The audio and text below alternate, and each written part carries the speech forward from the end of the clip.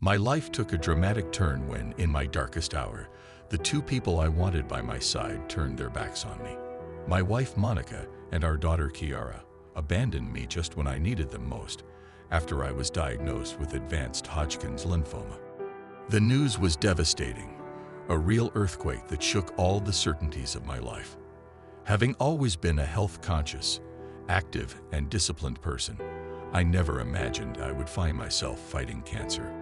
When the oncologist gave me the diagnosis, I was faced with an unexpected truth. Despite having followed a healthy lifestyle and having had regular medical checkups, cancer had struck me anyway. He explained to me that the exact causes of this type of cancer were not yet well understood, but that I had a chance, albeit small, of surviving thanks to the treatment. I immediately decided that I would fight with all my strength.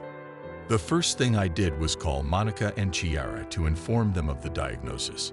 Their reaction was one of absolute despair, but I tried to reassure them, promising that I would face the disease with determination.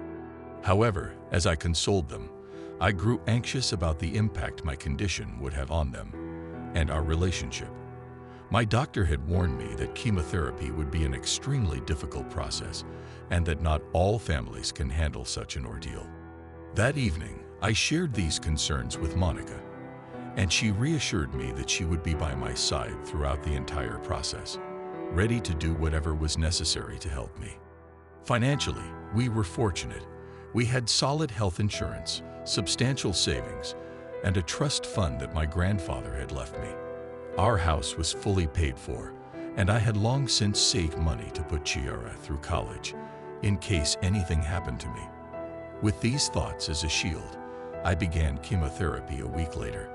However, reality turned out to be even harsher than I had expected. Chemotherapy was devastating.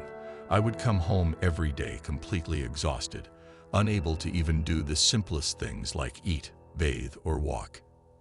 In the beginning, my wife and daughter were very supportive, helping me with meals, household chores, and accompanying me to chemotherapy sessions. But as time went by, I noticed a change in them. Their irritation grew, and their patience seemed to be running out quickly. They began to show signs of frustration and a growing reluctance whenever I asked for help. The situation exploded when, one day, I found myself late for a chemotherapy session, and Monica suggested, in a tired and indifferent tone, that I take a taxi because she did not feel like accompanying me. Those words struck me like a bolt of lightning, leaving me deeply disappointed and confused. Not knowing what else to do, I called a taxi and contacted the hospital to make sure someone would be there to assist me during the session. Luckily, the taxi driver was incredibly kind, even offering to take me home after the treatment. That evening, when I got home, I realized that the situation had become unbearable. After a few hours of rest, I found the courage to face Monica and Chiara, asking them openly if I had become an unbearable burden. With a lump in my throat, I listened to my wife admit that she felt overwhelmed by the situation, while Chiara, with words that hurt me deeply, told me that she had not expected me to be so needy and dependent during my illness. Those words hit me like a punch in the stomach.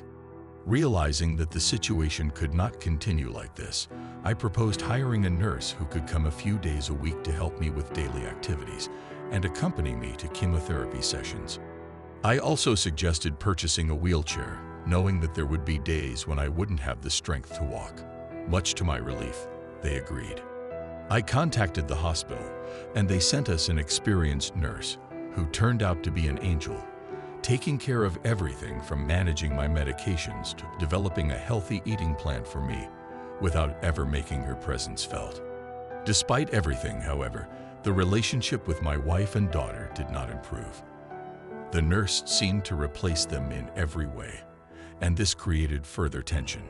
Monica asked me if it was possible to find a male nurse, but I explained to her that the nurse had been chosen for her specific experience with cancer patients and for her ability to understand my needs.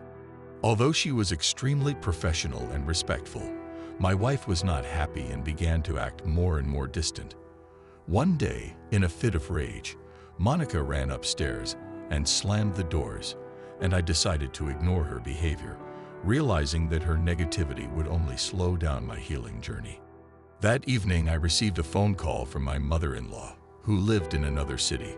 She was upset that I had brought another woman into the house, but I explained that I needed constant assistance and that Monica couldn't do everything alone. After that call, it seemed like the situation had calmed down, but it was just an illusion. A few days later, when I returned from a chemotherapy session, I found a moving truck in front of the house. Monica and Chiara had packed everything and informed me that they were moving in with their mother.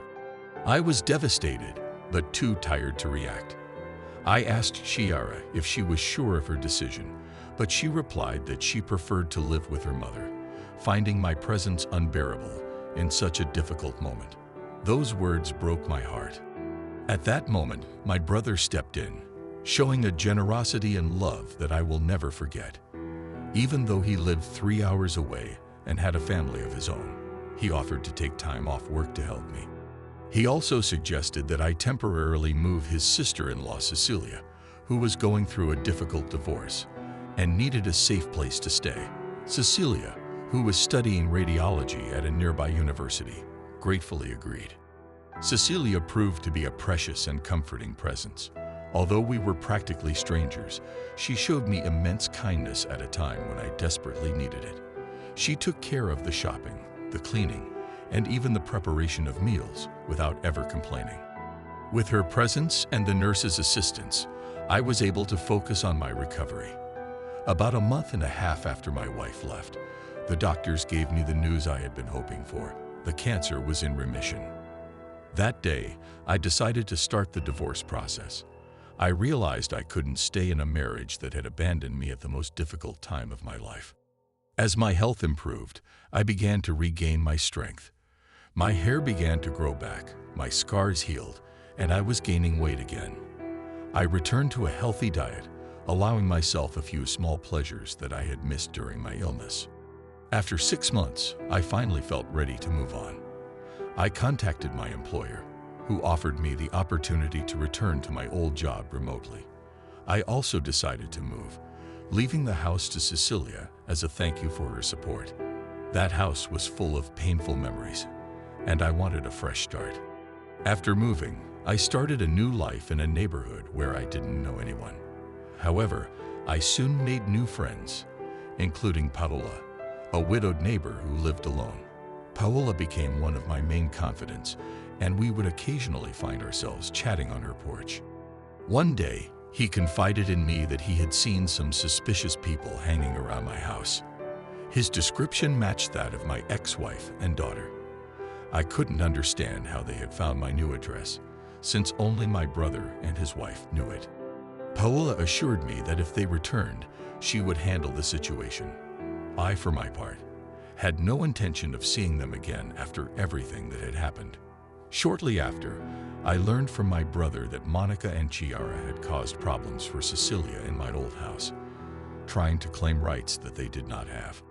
I also found out that Monica's mother had died 2 months earlier and that the house they lived in had been sold.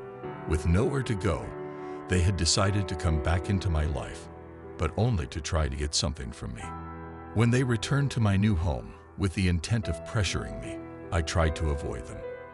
However, one evening, Monica showed up with Chiara armed with clubs, smashing a window of my house and damaging my plants. That was the breaking point. I made the decision to confront them and called the police. Despite the turmoil of the moment, I remained firm in my intentions. When the police arrived, I did not hesitate to report both of them for vandalism, attempted burglary, and attempted assault. Justice took its course. Chiara was sentenced to community service, while Monica received a more severe sentence, given the premeditation of her actions. Now, as I reflect on all that has happened, I cannot help but wonder if my behavior was right. I found myself having to protect my health and my life from those who should have been my strength and support. In the end, I had to make difficult decisions for my own well-being, discovering that sometimes the love and support one gives is not always reciprocated. As I continue to rebuild my life, I am convinced that moving away from those who hurt me was the only possible way to regain the peace and serenity I deserve. Do you agree with me? Or would you have behaved in a different way? And which one? Let me know in the comments and subscribe to the channel now to don't miss any engaging stories like this. Thank you.